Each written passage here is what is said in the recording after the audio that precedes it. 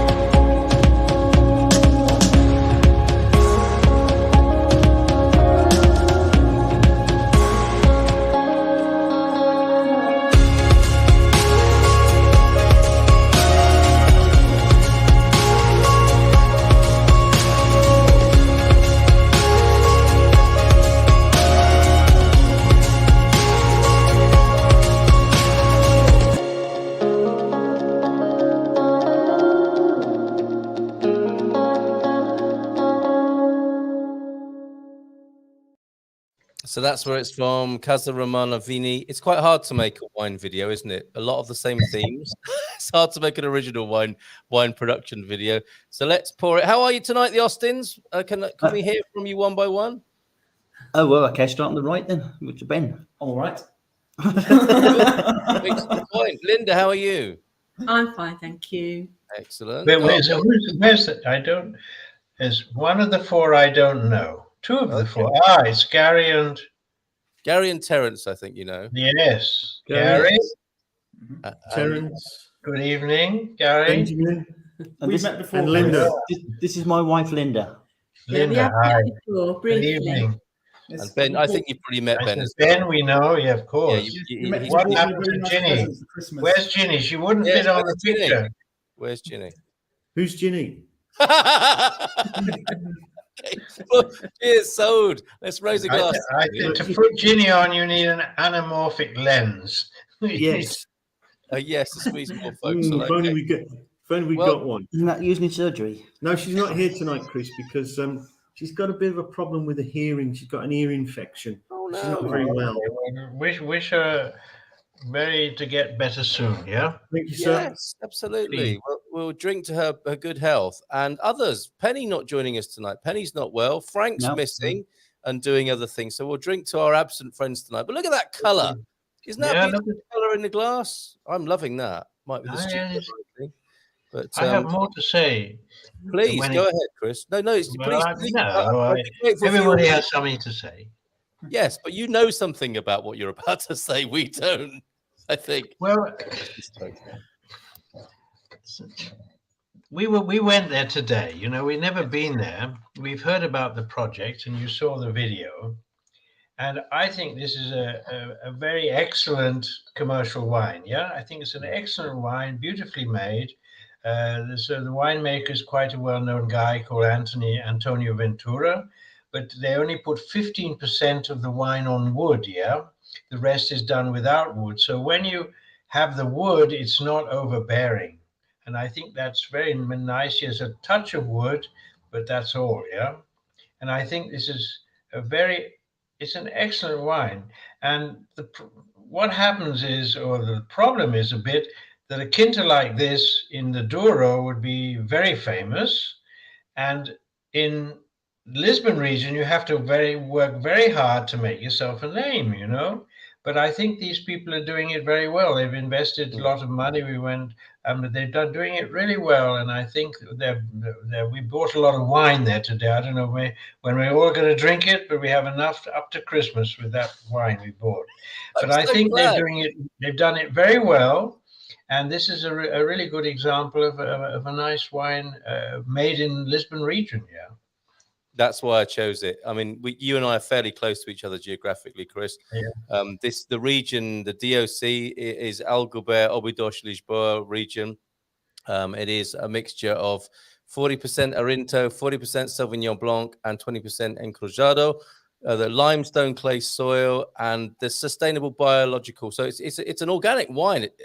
Yes, they're organic. And now that this wine is not certified, it doesn't have a symbol on it, but I talked to the lady who was in the shop today, and she said they're now certified. So they're certified. All their vineyards and their wine is certified organic now.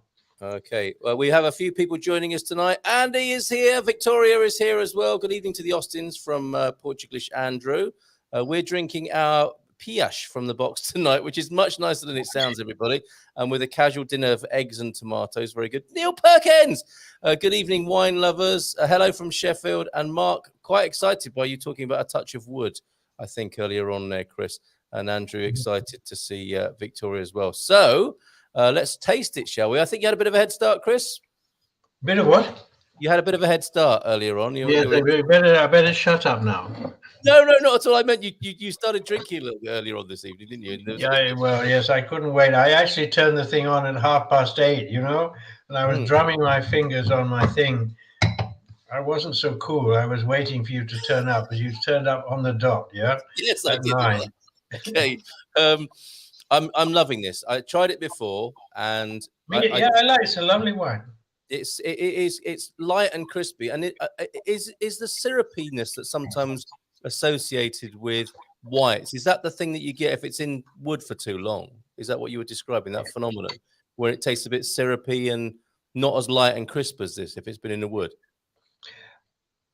Is that a question to me? Maybe. Okay.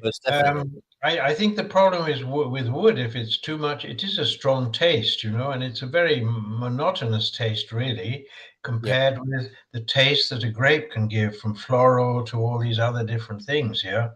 And if you have too much wood, then you can't taste this intricacy of the grape flavor. Taste wood, Yep. Thank you for that. that. I think the style is changing now. It came a lot from Australia, and they've been into wood a lot here, really heavy oak wines, and people are really realizing now that too much oak destroys the intricacy of a wine. There's all those flavors which kind of appear. Yeah. Well, let's talk about those flavors with the Austins. What have you got? They look very serious there, don't they, in central Portugal? Can we go to your household and get a little bit of feedback here? There's great division here. Really? Either my taste buds have gone way off, or these guys are bang on the mark. But some very different sort of versions of flavor. Right, young Ben, what do you make of it? Yeah, I'm finding oddly enough a similarity to Martini. Really? When you get Martini Bianco. I don't. It's been a long time. That is also that's a Vermouth, so that comes from wine as well. I think they've got the same. They use Sauvignon Blanc in that. Okay, very good. You know a little bit about alcohol, I think, don't you? I don't mean that in a bad way. Yes. Okay. Well, that's an interesting connection. Linda, what do you make of it? I find it it's quite dry, I think. But to me, there's a definite smell of perhaps cedar wood. There's definitely something like that going on. There's definitely a woody smell in there. And perhaps some chamomile. Something herby. Very good. Flowery herby. It is a crisp wine. It's quite nice. Not my favourite, but it's drinkable. Yeah. You might be reaching for another in time. In due course. Excellent. You might be reaching for another one in due course. Yes. The second glass threshold. Good to know. Okay, Garvo, you look a little bit troubled, my friend. I don't know whether my taste buds are all completely detuned or what, but I expected this to be when they poured it out, the colour of it, I thought it's going to be a really dry, sort of acidic wine, and it's not. It's kind of like straight down the middle, isn't it? It's probably balanced between dry and sweet somewhere, and it's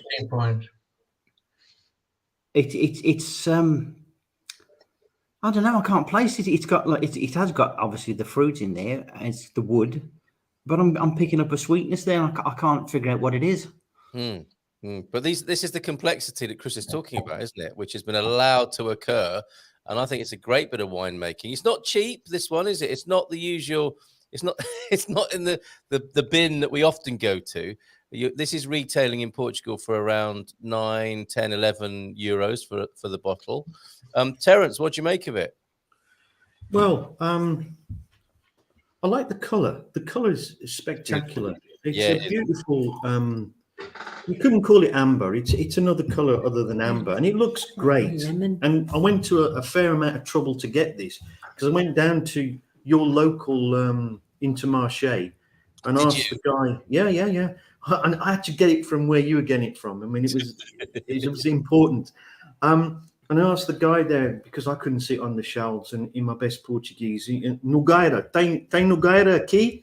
Yeah, in the shop. And bar of nugget. And he goes, and I looked at him and I thought, you're not telling me the truth, are you? You're just kind of giving me the brush off. So I went on a bit of a safari round the shop, and eventually I found 2 bottles. One which Gaz has got, and the other one, obviously, I've sampled. So I went to a fair amount of trouble to get this. And I think I took a little crafty taste before we came on, just to try and find something to say, because, I'm one of those type of people. I like to know what's happening. And I think I tried it, and well, first of all, I smelt it. And I get what Chris is saying. There is wood there, But I was kind of taken back to, like, the old days when you were at school and you used to have to plane a lot of wood. Yeah. Yes. And I can smell that wood shop. I can smell the woodworking. Shavings. Yeah. And I used to do a lot of that, but never really getting anywhere. And it's definitely got like a dimension of wood to it. And I think all in all, right, which is probably what I should say at the end, it's not a bad wine, okay? But then again, it doesn't set me on fire. I wouldn't say to myself, oh, God, I've got to go and get another bottle of that Nogueira, because it's something that's a draw and attraction. It's nice, it's good, it has quality. You can't argue with that. Yeah. But to me, it's a kind of understudy type wine. It's not the leading man or the leading woman. Lady. It's a kind of understudy, sort of always there as a reliable backstop. You couldn't say if you bought that and you're any kind of dinner and you had your fish and a little bit of cheese, you could get away with it. You could squeak it, and nobody would really, I don't think, pay a great deal of attention to it, which is good, because it wouldn't fight the food. Yes. But would I go and buy it again? I might. I'd give it another go, but perhaps I need to make my senses a bit more attuned. A bit more. Able to get round these things, because it's a good solid wine. I mean, I think really I'd call it a bit of a bench warmer wine. It's the guy you could bring on, if you've got problems with your defense and you need plugging, but it's not a star player. It's a solid performer. It's reliable. It's one of those ones, that you pay your money. I think you're going to know what you're getting. Journeyman. A journeyman is exactly the phrase I was thinking of. What could I put it? And if you put journeyman wine on the front of that, I think I could go. Yeah. That's not against the Trades Description Act at all. No, it's reliable. Definitely. This is my second bottle of it. Not tonight, I hasten to add, but I bought one before. Really enjoyed it. Meant to keep it, but opened it and really enjoyed the crispness and freshness of it. And I agree with you. But actually, for my palate, I do like it a lot. Love red. Love red wine in oak. The longer the better, says Neil. Great to have you here, Neil. Thanks for being here. However, not keen on white aged in oak. I find it tends to take the crispness away. That's what we're talking about, isn't it? And like Chris says, can overpower the delicate white grape flavors, as white grapes often do not have the robustness of some bigger red grapes. Just my opinion. It's very valued. Thank you. Pete's in as well. Good evening, Pete. Evening, guys. Got a white, but not that one. What have you got, Pete? Let us know, and let us know how it's going down. Evening people. That looks like Lee McGrady to me. That's what he tends to say, isn't it? And thanks to the Austins for a fab birthday. How does the wine compare to that fabulous rustic craft ale at the weekend? Can I say something, Carl? Of course you can, Chris. Yeah. I think, John, I really enjoyed and listened very intensely for what John just said about the wine. Yeah. And I think it's perfect. Yeah. What he said, all those different things. It's a very well made commercial wine for people who like wine. They will be very pleased with it, but it's not that thing. Yeah. Yeah. But he said all those things. Yeah. I said all those things. Congratulations. Yeah. There you go, Terence. Thank you, sir. Terence? I'll tell Terence as well. Terence, okay. Terence Austin, artist. I don't know how many names you have, man, but paintings are many, your names are two. International man of But mystery. congratulations. I think you put the point on it, and I couldn't have said it better. So thank you very much. That is praise Perfect, indeed mate. from you, sir. Thank you. Yeah, teacher's pet, definitely. I'll send you that money I owe you now. I think, isn't it the other way around? So if we, Chris, you I think it's fair to say you know a lot about this this business and this. More than Terence now. No, the title's up for grabs, isn't it? There's a newcomer, but if you did want that extra sort of X factor that takes it from this journeyman, solid, reliable white Portuguese white, where do you have to go? What might you suggest to people for that real wow factor that goes above and beyond what this is providing for us? You want me to suggest some wines, some white wine? Yeah, definitely. Okay. Well, the first thing is, I think if you're living in the Silver Coast, everybody thinks that wines don't come from here, yeah? Yeah. Which is totally wrong, yeah? Lisbon wines is the biggest growing region in the whole of Portugal. And above all, it goes from Lisbon right up to north of Leiria, almost to Pombal, and it goes right into the mountains. So it has an incredible different variety of terroirs. Yeah? Of course, this area, this Lisbon wines, has a big reputation for making wines of quantity. They were in past times in the last century and right up to now, they were always near to Lisbon. So they were near to the ships, they were near to the export. Yeah. But now I think Lisbon wines has some really nice wines. The only thing is they're not so well known or so well praised because they're not Douro and they're not Dow and they're not Bairrada and they're not Alentejo. The great thing about our region, I think, is because we're not so hot. We're more or less Toscana, we're more or less Piemonte, we're more or less Côte d'Iron.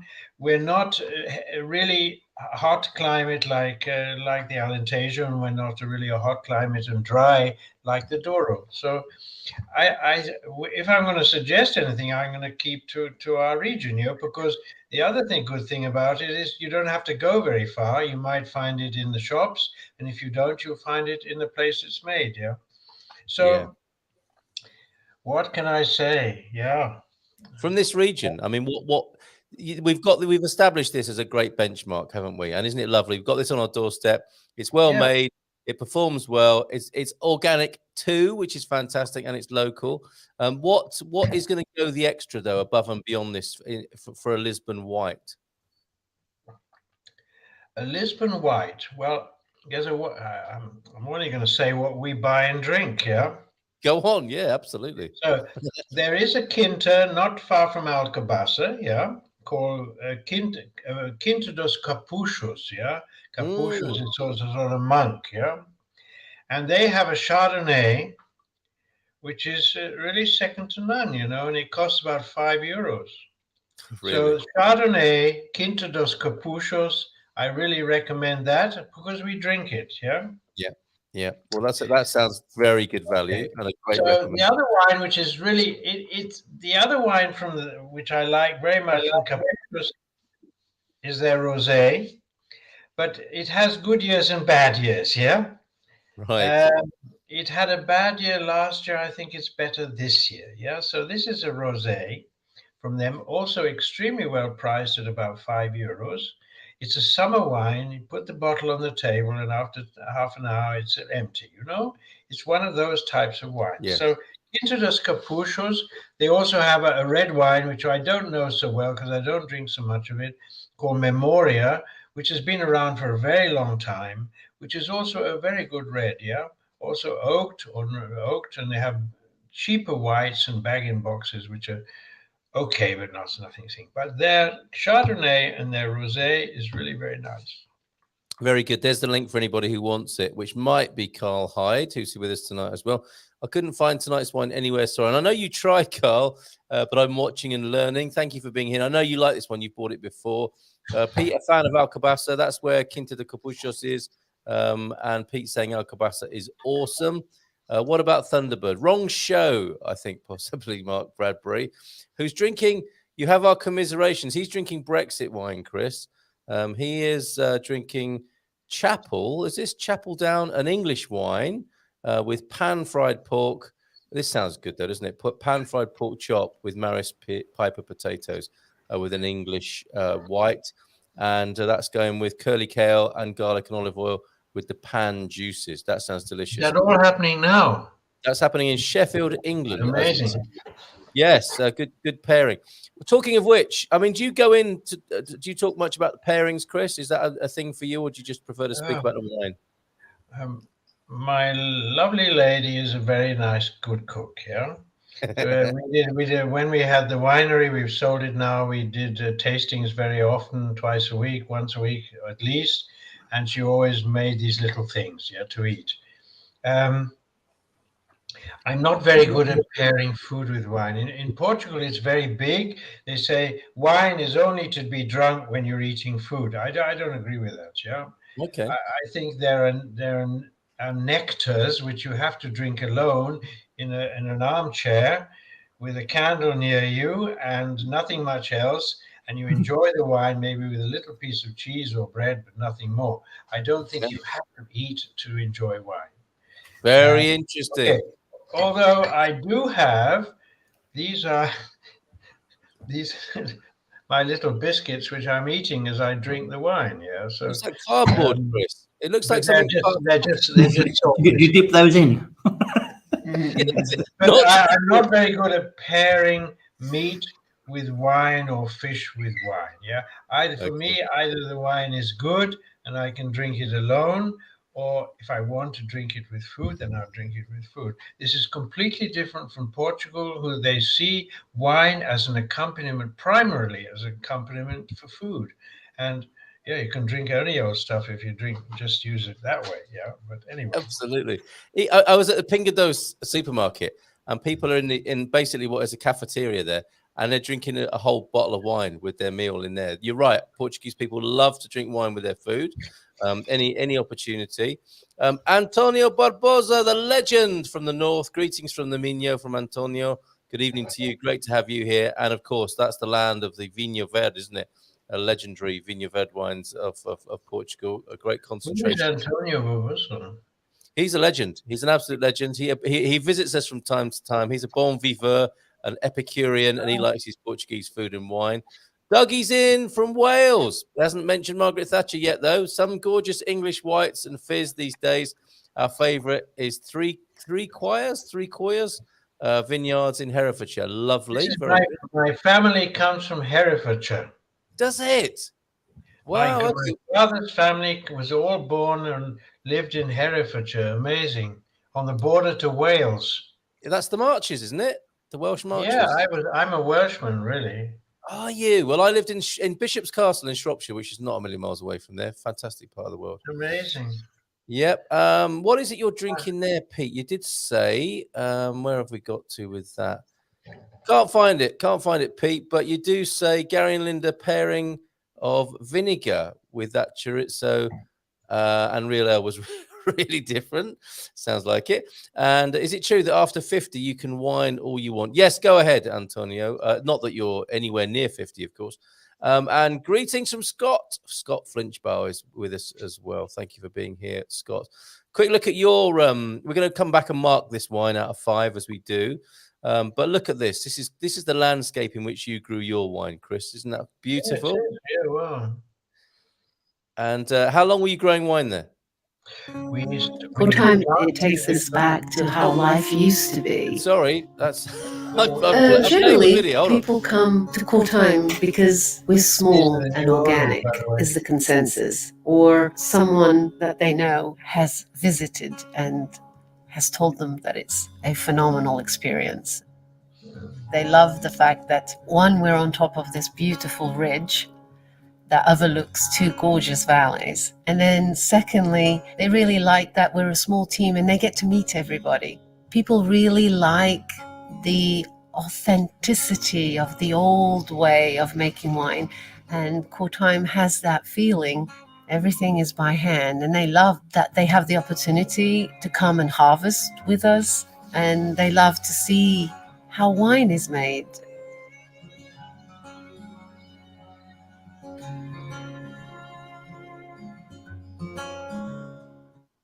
Chris, I have to say, we are so lucky to have you with us tonight.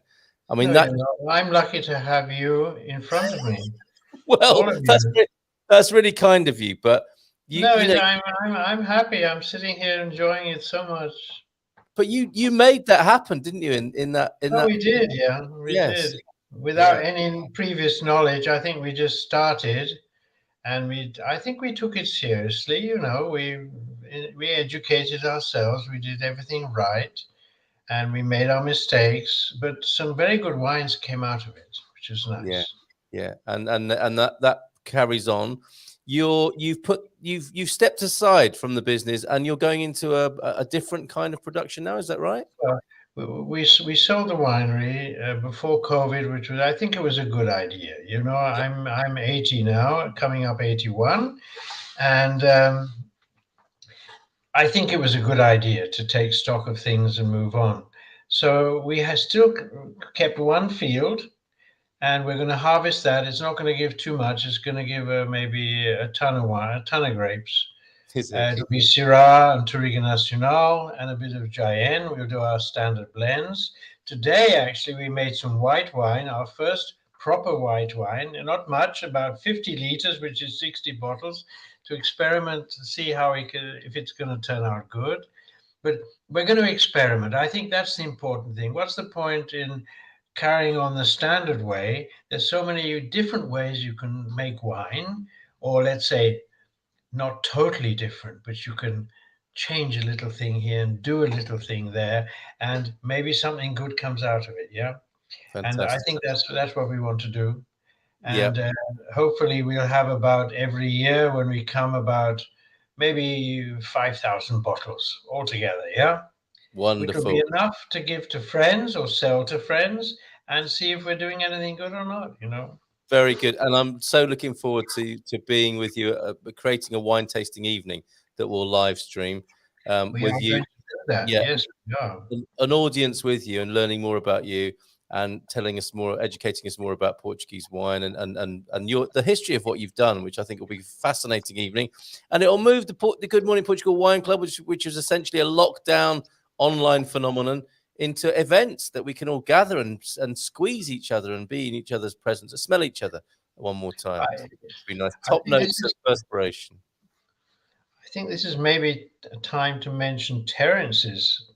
Without a doubt. Which I have with Terence.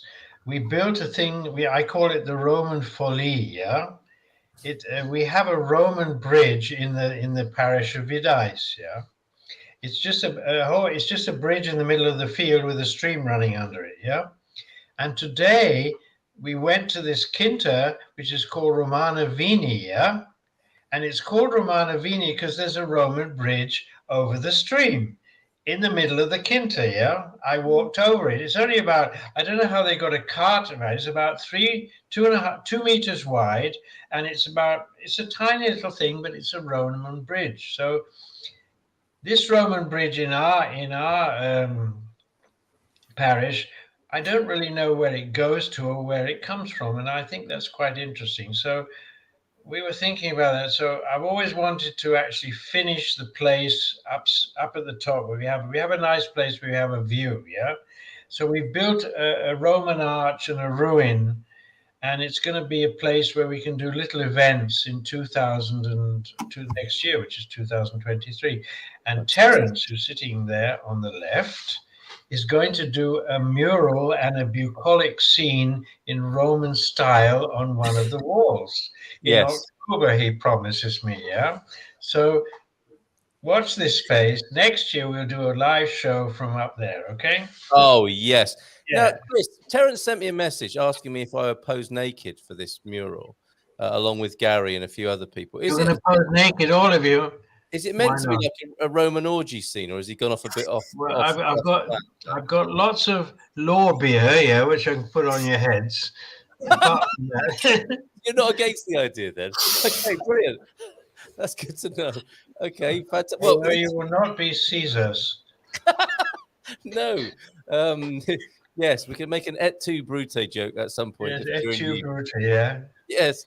Well, I so look forward to that. Let's do some scoring, shall we? Let's go to the Austin House. Do you know what? When we drink white wine normally, things normally are generally a bit more animated than this. Has it been a hot day in central Portugal? You guys look knackered, if you don't mind me saying so. Well, we've that's wrong. We've had a hectic few days of mad partying over at Pete's, which would be explanation in itself. But we've had quite a few weeks of visitors and people coming over, and to be honest, quite a lot of wine and eating. So this is the last proper event for a while now. So we've reached the end of the track, and that's probably why we look a bit threadbare. A bit jaded. I mean, you are fleshed it out, aren't you? This is a Portuguese phenomenon, isn't it? Well, they're not their usual animated selves, but I think I don't know their usual animated selves. When we drink fizz, they look wonderful. All of them, they look lovely. All right, you're right, Chris. I was a little bit rude. Basically, so sorry. Yeah, you wait. If you're still talking to me, can we have marks out of 5 for this Villa Nogueira, please? The Harvest 2016. You've got the actual one, which is gold dust. There is only 2016 left. What you got then, Ben? Out of 5, if you don't mind. Out of 5, well, in terms of dryness, I'd mark it a 2. It wasn't very dry. Body, probably about a 3, I think is fair. In terms of tanning, very low. Didn't get much tanning from this, so maybe 1 or a 2, somewhere between there. 1.5. As an overall mark. Oh, as an overall mark. Your personal view of it. My personal view. I put it as an 8. I think it's one that would work very well. Out of 5. Oh, sorry, out of 5. It's his first time. Give him some. First time. Cut him some slack. He's doing well. I'm used to out of a 10. Okay, then I guess that would be a 4 then. I think it'd pair very well with a strong cheese and maybe kind of fish in a white sauce. Parsley sauce.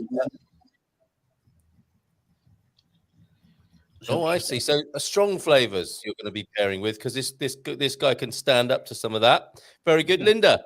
Thank you, Ben, for that 4 out of 5. Yeah, thanks. Yeah, great. I'm not going to give it such a high score because I find it a bit acidic. You know, it's got that taste, that acidic taste afterwards. So the smell's nice. It's got a nice smell, and the general flavour is quite nice.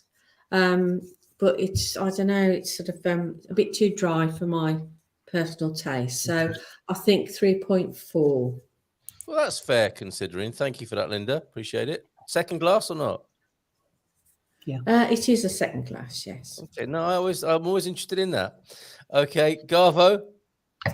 Well, I'm a bit confused because I think that this craft beer that I was drinking with Pete may have done my taste buds in a bit because it was vinegar. It turned out to be craft vinegar. Okay. Special ale. He's trying to be serious. Yeah. Trying to be serious, right?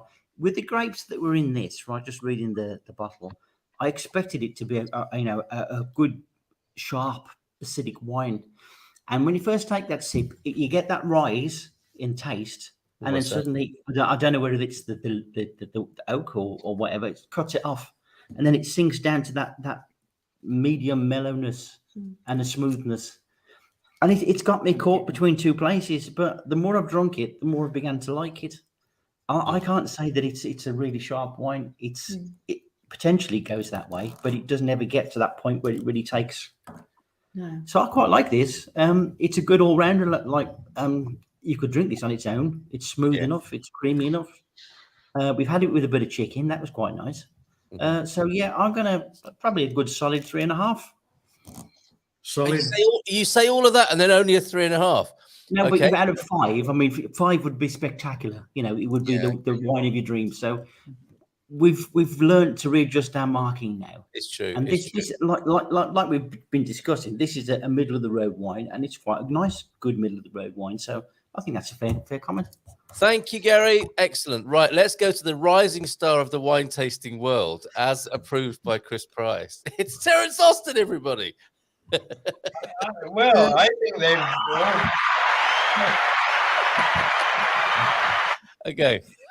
Okay, let's jump straight in. I mean, really, Christmas has come a little bit early for Scrooge here, I think, on the panel. I've got to take your point about a journeyman wine, and also I'm going to take Chrissy's point about it not, it's subtle. Don't knock it on the head, because actually I think it's better than the marks that we've given it, really, because as you drink it, it shows a bit of class. You could put it in the Arsenal team and it wouldn't look too Wonder what you're going to say there. Nobody likes Arsenal then. Yeah, well, that's the point. Arsenal's never really been, until recently, it's famous for, being a fairly sort of solid, reliable, grind that result out team. That's what it became famous for in my years. And I think, what did you give it? 3.5? 3.5. Yeah. 3.5. It's a bit too Scrooge-like, really. I'd like to notch it up a little ways and say, Do you want to take this outside? Easy, boys. I'd give it a 3.8, 3.9. I think really the quality's there. It's got class. It's got its own qualities. But it's never going to set the world on fire. But we should appreciate it for that, because I think it's drinkable. You could pretty much drink this anytime, and you'll never notice or pass comment on it too much. And I think there's a good point in that, because sometimes wines can be very strong and live in the memory, but do you want that all the time? I mean, there must be occasions when we just want to sit, with friends. I think, like Chris says, you don't have to have food with it. I think it stands by itself. Yeah. It doesn't harm the conversation, as you drink it and your senses come along to it. It's pretty reasonable. So I think, in a long-winded way of saying, a 3.8.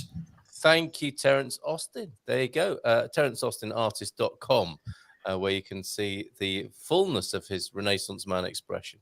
Thank you very much. And you may have seen him, of course, on the Good Morning Portugal show, painting live on air, which was an incredible feat. And we hope to do more with you, Terence, as well, because I think there's an appetite for people wanting to learn with you. So I think some online webinar type action might be pretty amazing if we can do that. No, seriously. I mean, I'm just bowled over by this nude idea of paint. You wanting to appear on a mural, right? But why not? Let's start with canvas. I know it's a bit, down market, but we could do. The question I have for you: could you paint me like one of your French girls? Do you think? Cherub, I'm thinking. Cherub. Cherub. Yeah, I think cherub with you. I can do that. Was he called Puto? Is it? Or anyway, thank you, Terence Austin. Let's talk more in a separate context and capacity. Chris, your marks out of 5, please. Well, first of all, I would like to say that Terence is our Delphic oracle of wine appreciation. Yeah. Yes. I told you so. Listen to him talking about Arsenal and all that, but he will tell you exactly how the wine is. even though he speaks in riddles. Yeah. So I think that his appraisal, and actually all of you back there, I think you're very correct. Yeah. I don't want to give this wine a downer because I think it's very well made in apostrophes. Yeah, it's extremely well made. It does sell very well internationally. It keeps within a sort of standard taste. Yeah, it doesn't allow itself anything crazy because it wants to be consumed in the market as a very good white wine, in brackets, from Portugal. Yeah. Yeah. So I think what Terence says is what you've all said is correct. It's a very good wine. It's very well made. Okay, the price is really okay. Interestingly, somebody said it was too sweet. Who said it was too sweet? It is a bit too sweet for me. Yeah. I like something with a bit more acidity, and I think the French do as well. Yeah. Okay. But it's between a New Age wine and a French wine. I think it's a very good wine. I think it's a very good commercial wine. Yeah. I have 2 bottles of it, and I'm sure we will enjoy drinking the second bottle. Whether we buy more, I don't know. But I've actually bought about 2 bottles of every wine they produce today in the Adega. So we go through it all. I'm interested, yeah? But I think Terence has said it really well. I think the points he gave, 3.8, is very thing. I will go 1 point more because it's a very well-made wine. I'll say 4, yeah? But I'd say, or 3.9, yeah? Okay. It's not a favorite because it's not unusual enough, yeah? Yeah. But it's very well made. I think this is where we've got to with this, isn't it? It's solid, dependable, but it's not a head turner of any kind. It's the journey. It does turn your head because it's very well made, but it doesn't make you crazy. Yeah. Okay, maybe that's a good thing tonight. Nubianet is drenched in sweat and hot over there in the United States. Thank you for being here, Nubianet. Over 30 degrees for you.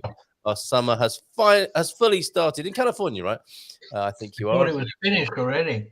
No, I think Nubianet's hot tonight. I'm going to give this 4.5, okay, because I'm generous like that. And I always like to be very complimentary in my assessments, just in case the vineyard want to invite me to taste some more of their wine. So I'll give it 4. If you give it 4.5, I'll give it 4. Okay. Fair enough. And what I like about this, and what I've said before, is I think from the point of view of being an ambassador for Portuguese wine. And I took this bottle to some friends yesterday, American and Ecuadorian friends. And I'm going to their house for lunch, and I'm thinking, what can I take that is safe and solid? And you know it's going to be, don't you? That's what we've been saying about this wine. It's dependable. You take this to some folks who you want to say to them, look, this is how well we make This is how well we make wine here in Portugal. This is a white. You'll enjoy it. Stick that in your cellar. There'll come an evening when you want to try that, and they'll try it, and they will be impressed. They won't be disappointed or shocked by a Portuguese white with this one. And on that basis, I think it's a fantastic ambassador for Portuguese white.